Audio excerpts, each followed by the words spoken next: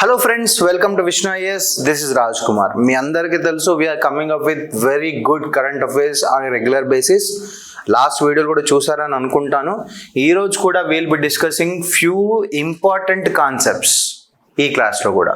Before going further please do like, share and subscribe to Vishnu is. Let's get in to the video. మనం ఈ రోజు చూడబోయే topics ఏంటనంటే పండల్పూర్ temple, Vithal Rukmini temple గురించి మాట్లాడతాం, బర్డా వైల్డ్ లైఫ్ శాంక్చురీ గురించి మాట్లాడతాం, భాగీరథి రివర్ అండ్ రీసెంట్గా జరిగినటువంటి క్లౌడ్ బస్ట్ జరిగింది కదా ఉత్తరాఖండ్లో, ఈ క్లౌడ్ బస్ట్ గురించి. క్లౌడ్ బస్ట్ అంటే ఏం లేదంటే ఆకస్మికంగా ఎక్కువ వర్షం పడడం, క్లౌడ్ బస్ట్ అంటాం మనం. ఈ 3 థింగ్స్ గురించి మనం ఈరోజు ఈ క్లాస్లో మాట్లాడుకోబోతున్నాం. Let's get into the video. Before going further, please do like, share and subscribe to Vishnu IAS. Vittal Rukmini Temple. If you see this temple, like this is there in Pandalpur, Maharashtra lo undi, on the banks of Bhima river. Bhima ne manam Chandrabhaga river ani kuda pilustam. ఏం పిలుస్తాం?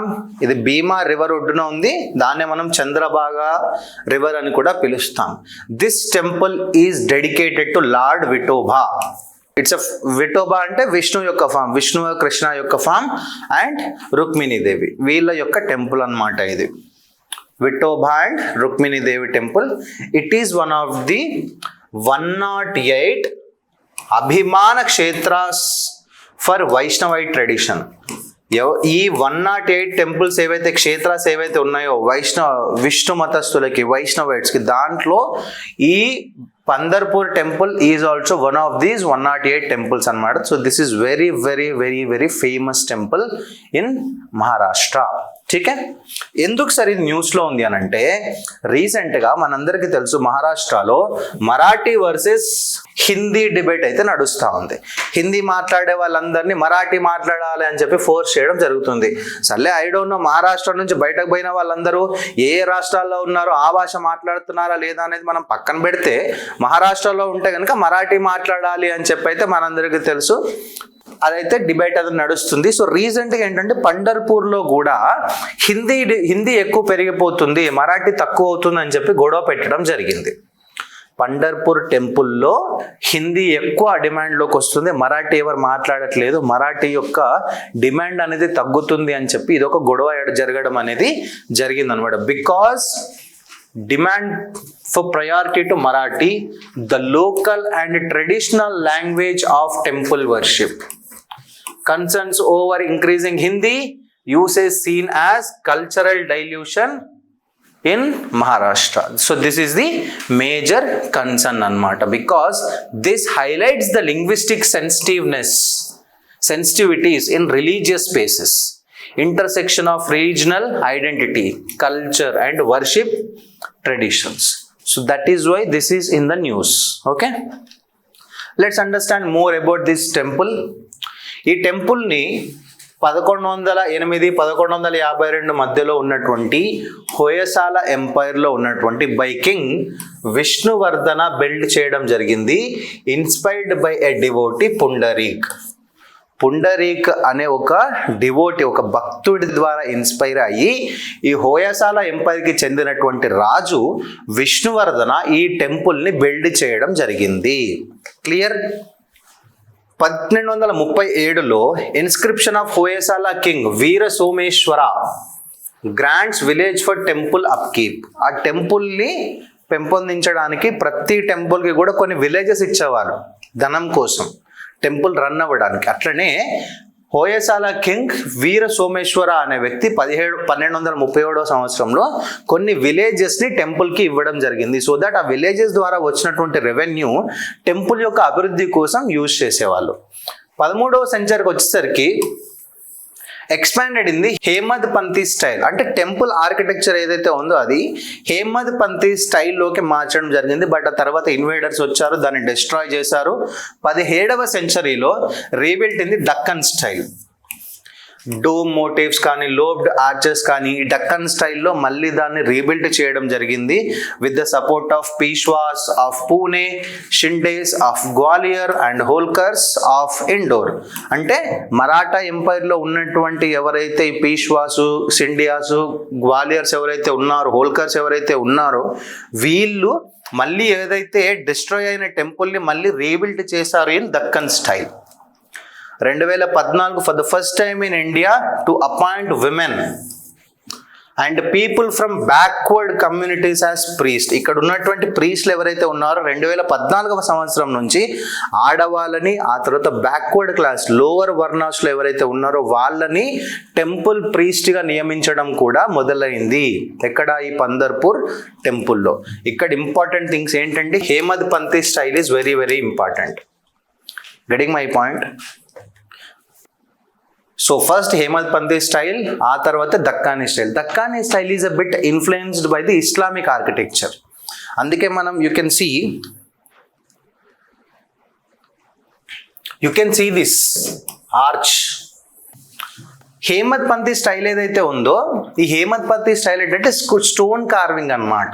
Okay, then 17th సెంచరీలో దక్కానీ స్టైల్లో దీన్ని rebuild చేయడం అనేది జరిగింది.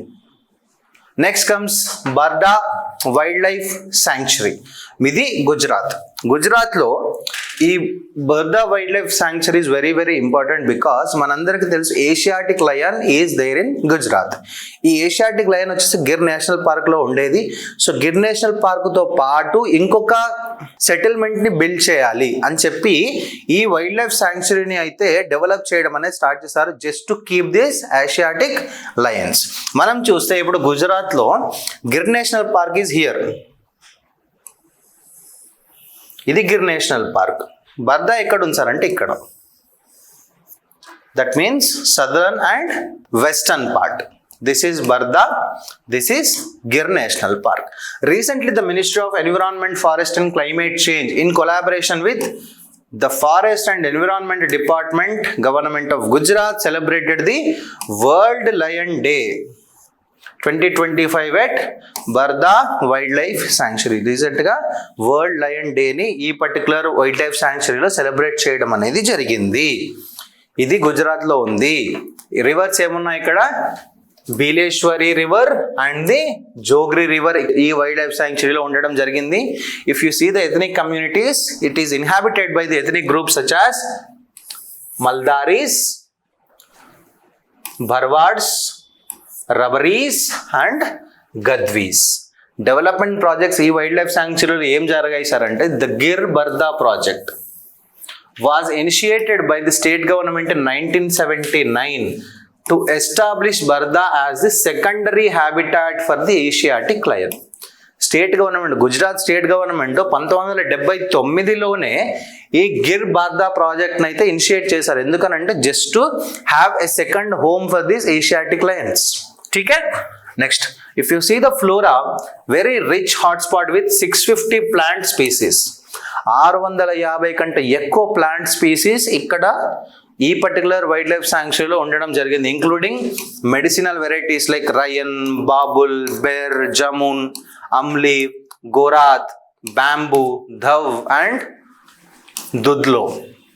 ఫానాకు వచ్చేసరికి there are like so many mammals such as leopard, hyena, wild boar, wolf, jackal and blue bull.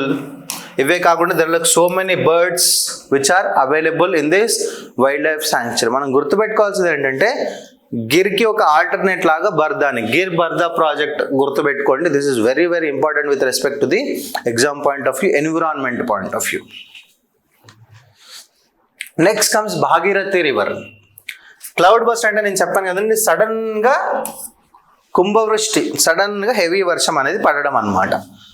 దాన్నే క్లౌడ్ బస్ట్ అంటాం. ఎందుకు సార్ అని అంటే రీసెంట్ గా జరిగినటువంటి క్లౌడ్ బస్ట్ వల్ల ఒక 1 కిలోమీటర్ లాంగ్ ఒక లేక్ లైట్ వాటర్ బాడీ అనేది డెవలప్ అయింది అనమాట in the Uttarkashi district, Uttarakhand లో. So authorities have begun urgent drainage operations to prevent potential downstream of flooding. The temporary blockage could result from a landslide, debris or glacial sediment posing as risk of flash floods if breached. Land slide వల్ల ఈ cloud bust వల్ల ఏంటి అని అంటే ఒకడున్న ఊరంతా ఒక ఊరు కొట్టుకుపోవడం జరిగింది సడన్ గా ఇంత కుంభవృష్టి పడడం వల్ల. So that is what we call it as cloud burst or the flash floods whatever. So let's understand about this Bhagirathi river. Bhagirathi river అనేది ఉత్తరాఖండ్ లో ఉంది. It's a turbulent Himalayan river that you know very well. దీనికి this in head stream of Ganga. Bhagirathi river తర్వాత గంగా ఏర్పడింది అని చెప్తారు. Okay, but కాకపోతే ఇక్కడ ఏంటంటే మైథాలజీ పరంగా చూసుకుంటే Bhagirathi is considered as the true source for the Ganga. Hydrology పరంగా హైడ్రాలజీ పరంగా చూసుకున్నట్టయితే Alaknanda is considered as the source due to greater length and it's discharge. Mythology పరంగా భాగీరథి గంగాగా ఫామ్ అవుతుంది. Bhagirathi is the source for this Ganga river. Hydrology పరంగా చూసుకుంటే Alaknanda, because Alaknanda is very huge in size. ఎక్కడ sir ఇది origin అవుతుంది అని అంటే గంగోత్రి గ్లేషియర్, గార్వాల్ హిమాలయాస్ గంగోత్రి గ్లేషియర్ లో ఉన్నటువంటి గౌముఖ్ గ్లేషియర్ లో ఇది ఆరిజిన్ అవుతుంది. ఎక్కడ సార్ స్టార్ట్ అవుతుంది? గౌముఖ్ గ్లేషియర్ లో. Course it flows to Uttarkashi, Gangotri Glacier to Uttarkashi to the Tehri Garhwal Hills and then merges with Alaknanda at Devaprayag to form Ganga. Bhagirathi river Gangotri glacier నుంచి ఉత్తరకాశీ నుంచి తెహ్రీ గార్వాల్ నుంచి అలక్నందాలో లైక్ దేవప్రయాగ్లో అలక్నందాతో కలిసి భాగీరథి అండ్ అలక్నంద ఈ రెండు రివర్లు ఎట్ దేవప్రయాగ్ కలిసి గంగా రివర్ని ఏర్పాటు చేయడం అనేది జరుగుతుంది. Clear? Major tributaries are Kedar Ganga, Jad Ganga, Kakora Ghat, Jalandhari Ghat, Siyan Ghat, Asi Ganga, Bilan Gand. So these are like different tributaries of this Bhagirathi river. దీని మీద మేజర్ గా మానేరి డ్యామ్ ఉంది, కోటేశ్వర్ డ్యామ్ ఉంది and Tehri dam. Tehri dam గురించి ఎప్పుడు మనకి న్యూస్ లో వస్తానే ఉంటుంది, గుర్తుపెట్టుకుంది. Tehri dam is on Bhagirathi river. Clear? So this is like very very important for the exam point of view. But if you see the religious and cultural significance of this place, you know Devaprayag లో ఇక్కడ confluence జరుగుతుంది Bhagirathi and Alaknanda. ఆ తర్వాత ఇక్కడ Ganga river ఏర్పాటు అవ్వడం అనేది జరుగుతుంది అని చెప్పుకున్నాం. But it is part of Panch Prayag. ఏంట Panch Prayag? Devprayag, Rudraprayag, Nand Prayag, Karna Prayag and Vishnu Prayag. These are like Panch Prayags. దాంట్లో Dev Prayag is also there very very important with respect to the religious point of view, religious significance point of view, Hindu mythology point of view. ठीक है. And Gangotri is the source of Bhagirathi, is part of Chardham Yatra, associated with King Bhagirath's finance to bring the Ganga to the earth. ఈ గంగోత్రి ఎందుకు మనం దీనికి ఇంత importance ఉంది? Because it is part of Char Dham yatra అని అంటే అక్కడ కింగ్ భగీరథుడు ఎవరైతే గంగాని భూమి మీదకి తీసుకురావడానికి తపస్సు చేశారో ఆ ప్లేస్ గా మనం దాన్ని కన్సిడర్ చేస్తాం అనమాట with respect to the cultural religious significance. అందుకే గంగోత్రికి కానీ లేకపోతే దేవ్ ప్రయాగ్కి కానీ మనం ఇంత ఇంపార్టెన్స్ అనేది ఇవ్వడం అనేది జరుగుతుంది. So that's it for the day guys. So please do like, share and subscribe to Vishnu IAS and follow our videos. These videos will help you in a better way in your upcoming notifications. All the best, happy learning and Jai Hind.